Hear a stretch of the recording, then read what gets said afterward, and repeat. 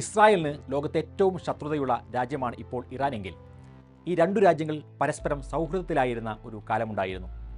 1948 Israel എന്ന രാജ്യം രൂപീകരിക്കപ്പെട്ടതിന് ശേഷം ഇസ്രായേലിനെ ഒരു സ്വതന്ത്ര രാജ്യമായി അംഗീകരിച്ച ആദ്യത്തെ രാജ്യങ്ങളിലൊന്നാണ് ഇറാൻ. പശ്ചിമേഷ്യയിൽ അമേരിക്കൻ താൽപ്പര്യങ്ങൾ സംരക്ഷിക്കുന്നതിൽ ഈ സൗഹൃദം നിർണായകമായ പങ്കുവഹിച്ചു. 1953 പാശ്ചാത്യ രാജ്യങ്ങളുടെ സഹായത്തോടെയാണ് മുഹമ്മദ് റിസ പഹ്ലവി എന്ന ഷാ ഇറാനിൽ അധികാരം ഉറപ്പിക്കുന്നത്. ഇസ്രായേലിന് ഇറാനിൽ കൂടുതൽ ഇറങ്ങിക്കളിക്കാൻ മുഹമ്മദ് റിസ പഹ്ലവി അവസരമൊരുക്കി. ഇറാനിയൻ സായുധ സേനയെ രൂപീകരിക്കാനുള്ള ചുമതല പോലും അദ്ദേഹം ഇസ്രായേലി സൈന്യത്തിന് നൽകി. ഇറാനിൽ ട്രെയിൻ ഗതാഗതം സാധ്യമാക്കുന്നതിലും ഇസ്രായേലിന് വാതിൽ തുറന്നുകൊടുത്തു. ഇറാനിൽ നിന്ന് ആവശ്യത്തിലധികം എണ്ണ ഇസ്രായേലിന് ഊറ്റിക്കൊണ്ടുപോകാനും അവസരമൊരുക്കി.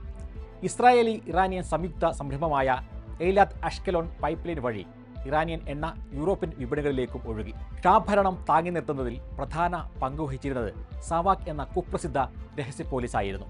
അവർക്ക് പരിശീലനം നൽകിയതും ഇസ്രായേലിൻ്റെ ചാരവിഭാഗമായ മൊസാദ്. അമേരിക്കയുടെ പ്രധാന സഖ്യകക്ഷിയായി മാറിയ ഇറാനിലേക്ക് സാങ്കേതിക സഹായങ്ങളും ആയുധങ്ങളും കൂടുതൽ ഒഴുകിയെത്തി. 1963 ഷാ വൈറ്റ് റവല്യൂഷൻ എന്ന പേരിൽ വലിയ തോതിലുള്ള പരിഷ്കാരങ്ങൾ ആരംഭിച്ചു. പക്ഷേ ഈ ഷായുടെ കാലത്തും ഇറാൻ ഒരു ജനാധിപത്യ രാജ്യമായിരുന്നില്ല. ഷാ അധികാരം തന്നിൽ തന്നെ കേന്ദ്രീകരിച്ചു. രാഷ്ട്രീയ പാർട്ടികളെ നിരോധിച്ചു. എല്ലാ മുതിർന്ന പൗരന്മാരും ഷായുടെ രസ്താഖീസ് എന്ന പാർട്ടിയിൽ ചേരണമായിരുന്നു. സവാക് എന്ന രഹസ്യ പോലീസ് ഷായെ എതിർക്കുന്നവരെ അടിച്ചമർത്തി.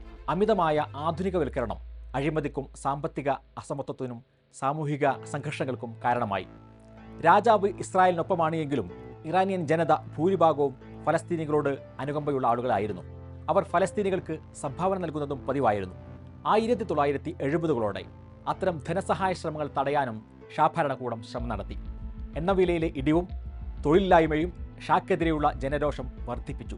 ഇസ്ലാം മത വിശ്വാസികളും ഇടതുപക്ഷ ചിന്താഗതിക്കാരും ഷായെ കൂടുതൽ തുറന്നെതിർക്കാൻ തുടങ്ങി. അഴിമതിയടക്കമുള്ള കാര്യങ്ങളും ഒപ്പം ഇസ്രായേലും അമേരിക്കയ്ക്കു മുമ്പിൽ ഷാ ഭരണകൂടം ഇങ്ങനെ കുനിഞ്ഞു നിൽക്കുന്ന നിലപാടും കൂടിയായതോടെയാണ് ഇറാനിൽ വിപ്ലവം പൊട്ടിപ്പുറപ്പെടുന്നത്. ഷിയ ആത്മീയ നേതാവ് ആയത്തുള്ള ഖൊമേനിയായിരുന്നു ഈ വിപ്ലവത്തിൻ്റെ കരുത്ത്.